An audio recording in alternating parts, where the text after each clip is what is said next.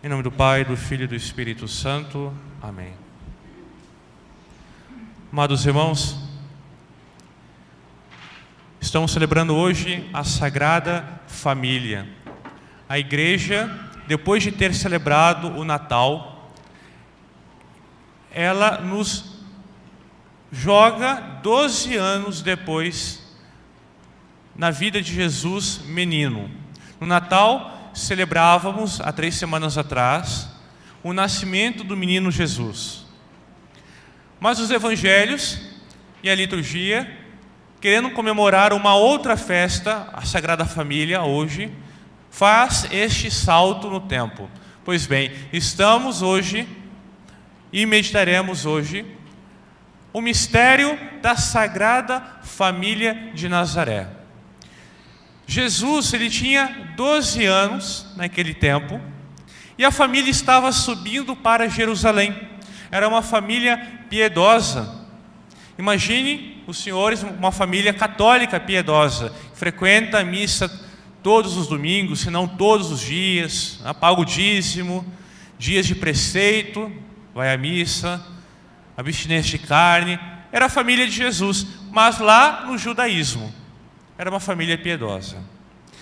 E prescrevia-se que o sacrifício deveria ser oferecido lá em Jerusalém, lá no templo. Aliás, o templo de Jerusalém, para uma comparação, poderíamos até confundi-lo com um matadouro, um açougue. Era um lugar de sacrifícios, imolações.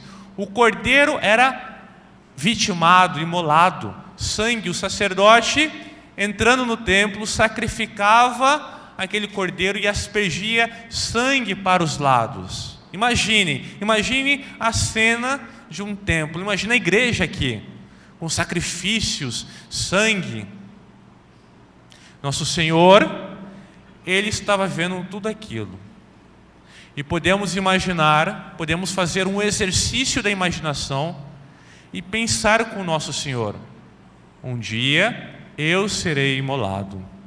Nosso Senhor, olhando o sacerdote sacrificando, Ele já se imaginava: um dia serei eu o cordeiro imaculado, o cordeiro sem mancha, que será vitimado sobre o altar, sobre o patíbulo.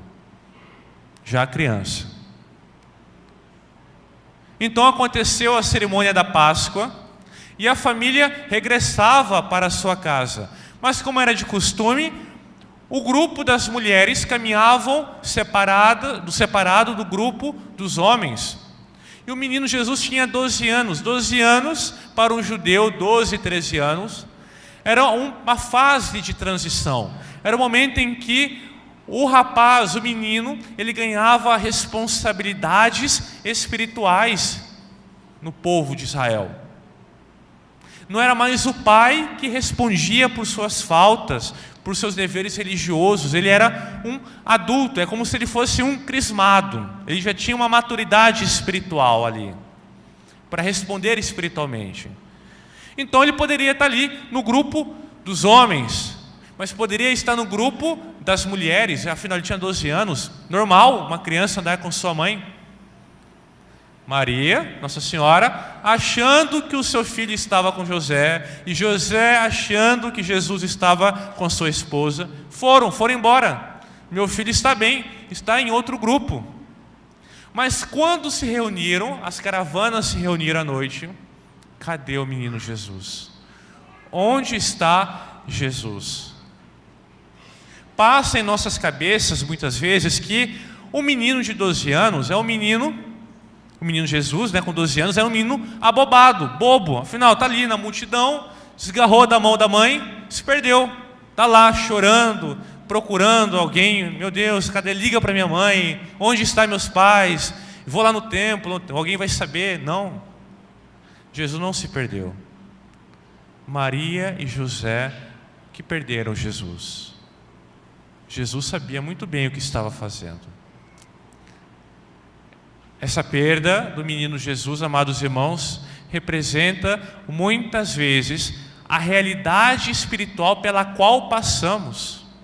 Quem de nós gostaria de rezar e sentir que Deus está falando conosco? E não chegar na igreja e rezar, ajoelhar, rezar e não sentir nada. Gostaríamos que Deus aparecesse na nossa frente, em sonho, falasse, atendesse, desse consolações espirituais. Mas Deus não quer isso para nós. Ele nos quer purificar. É por isso, podem notar na vida espiritual de vocês, que quando insistimos na oração e Deus parece que não está conosco, Ele está conosco, mas Ele é como se retira. Ele deixa Maria e José com saudade do seu filho, tristes. Cadê Jesus? E nós também nos perguntamos: Jesus, Deus, cadê o Senhor? Eu estou sofrendo, estou passando dificuldades, estou doente, estou sendo injustiçado, caluniado, e cadê o Senhor? Eu rezo, parece que 3 dias sem Jesus. Cadê? Mas Deus quer provocar isso em nós. Ele nos quer purificar. Ele quer que o busquemos Ele por Ele mesmo. O autor da imitação de Cristo, um livro conhecidíssimo de meditação, ele nos diz que não devemos procurar o Deus, não devemos procurar as consolações de Deus. Tem gente que vive de consolações. Se eu não estou sentindo nada, acabou, vou mudar de religião. Se Deus não me dá isso, não tem graça. Aqui tem alguma coisa errada. Se eu não sinto nada, se eu não choro, se eu não sinto arrepios, se eu não sinto nada no meu coração, tem alguma coisa errada. Não, está certo. Deus Ele quer a nossa insistência, quer que batamos na porta, porque Ele está lá. Ele quer que o procuremos Ele por Ele mesmo, Deus por Deus. Imagine a aflição de José e de Maria. Cadê Jesus? Procuremos Jesus. E voltaram para Jerusalém, mais um dia de viagem. Cadê Jesus? Estava no templo. Estava no templo com os doutores.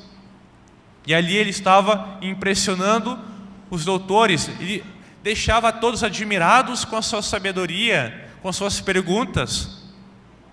E Maria, Nossa Senhora, diz para seu filho: Filho, por que nos fizeste isso? Eis que teu pai e eu te procurávamos aflitos. Eis que teu pai e eu procurávamos aflitos. E a resposta de Jesus: que mãe gostaria de escutar uma resposta dessa? Uma resposta meio descabida para um filho que se desagarra dos pais. E ele lhe disse: por que me buscáveis? Não sabias que me devo ocupar no que é da vontade do meu Pai? Quem escutava aquela conversa achou no mínimo estranho. Espera aí, se ocupar da vontade do meu Pai? Mas seu pai está aqui, José. É claro que Nosso Senhor estava falando do seu Pai do céu.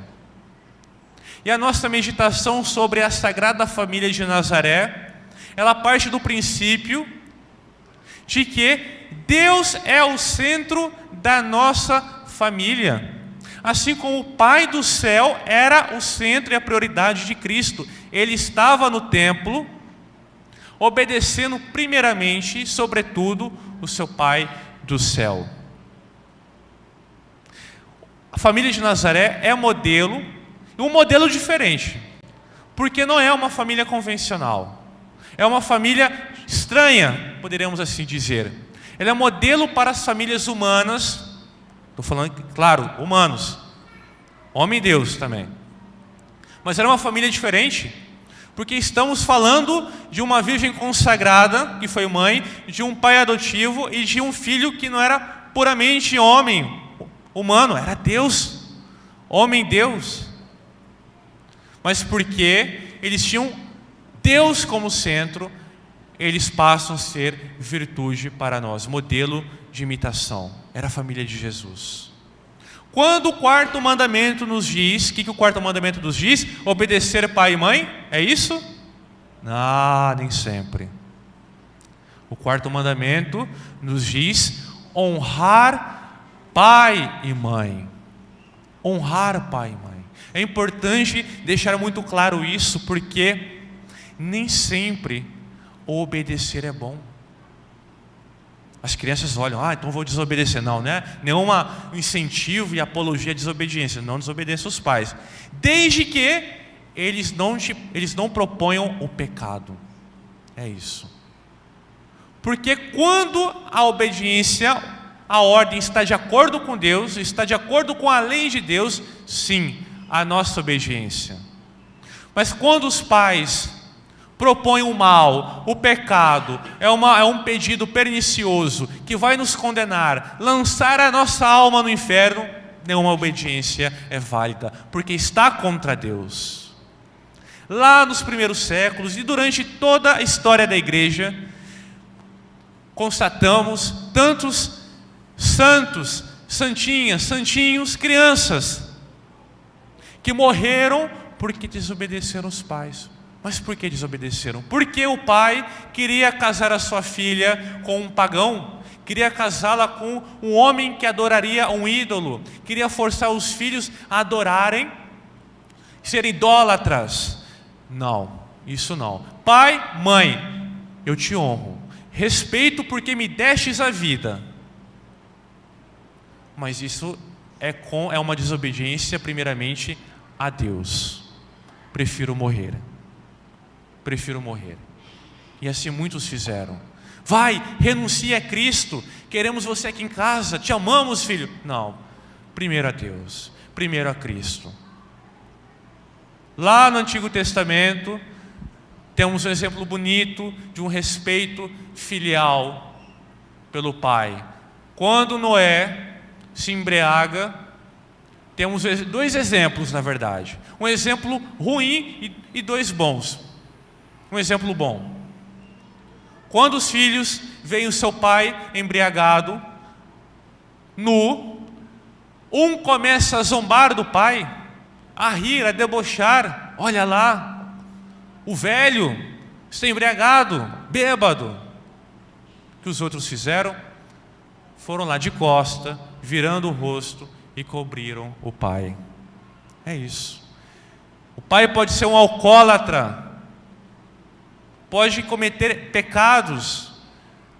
Não vou permitir que ele faça o mal, mas vou respeitá-lo, vou honrá-lo, porque é meu pai, me deu a vida. É minha mãe. Minha mãe pode ser ruim, mas vou rezar por ela, porque é minha mãe, me deu a vida.